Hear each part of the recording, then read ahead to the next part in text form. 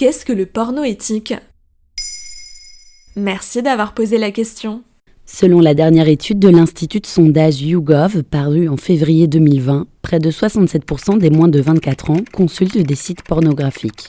Si le sujet reste relativement tabou, l'industrie du film pornographique est désormais connue pour les scandales qui l'éclaboussent. Or, il faudrait s'assurer que ce contenu soit produit dans des conditions respectueuses des travailleurs et travailleuses.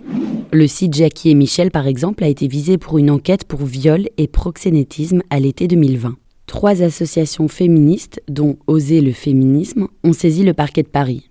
En janvier 2022, nos confrères et consoeurs du quotidien Le Monde publiaient un dossier colossal sur une enquête judiciaire ouverte pour viol en réunion et traite d'êtres humains. Mais alors, comment faire du porno éthique ?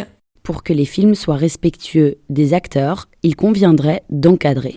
Comme toute industrie, il faut la régulariser et lui donner les outils pour protéger les intervenants du secteur. En premier, les acteurs et actrices pornographiques. Dans l'enquête judiciaire couverte par Le Monde, une 50aine de victimes ont été recensées, dont on estime que le consentement à tourner dans des vidéos porno a été altéré soit par la ruse, soit par la force, par des hommes qui les recrutaient sur Internet. Souvent, il s'agit de femmes qui acceptent aussi sous le coup de la détresse financière. Mais il existe désormais quelques initiatives pour encadrer la production qui brasse des dizaines de millions d'euros par an, selon le site Le Tag Parfait, pour un contenu globalement gratuit. Jackie et Michel, par exemple, affichent un chiffre d'affaires annuel de 16 millions d'euros. Marc Dorcel, 35 millions d'euros. C'est l'un des producteurs les plus influents en France. Mais alors, existe-t-il des initiatives positives ? Dorcel a décidé de se doter d'une charte de déontologie avec 18 recommandations à destination des producteurs de films pour adultes.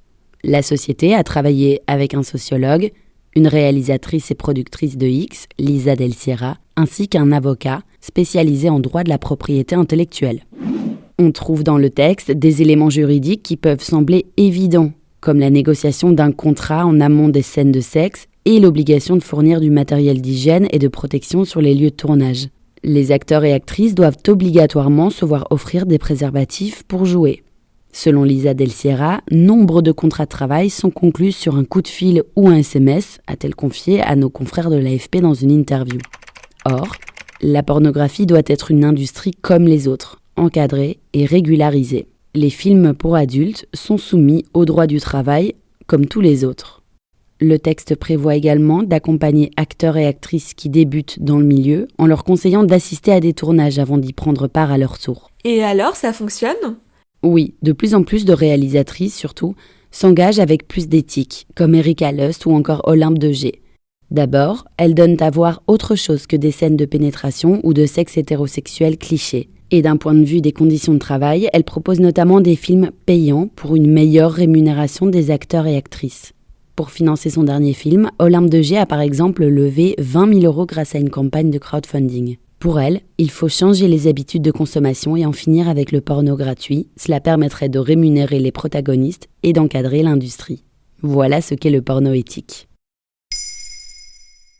Maintenant, vous savez, un podcast écrit et réalisé par Johanna Cincinnatis. Ce podcast est disponible sur toutes les plateformes audio et pour l'écouter sans publicité, rendez-vous sur la chaîne Bababam Plus d'Apple Podcasts.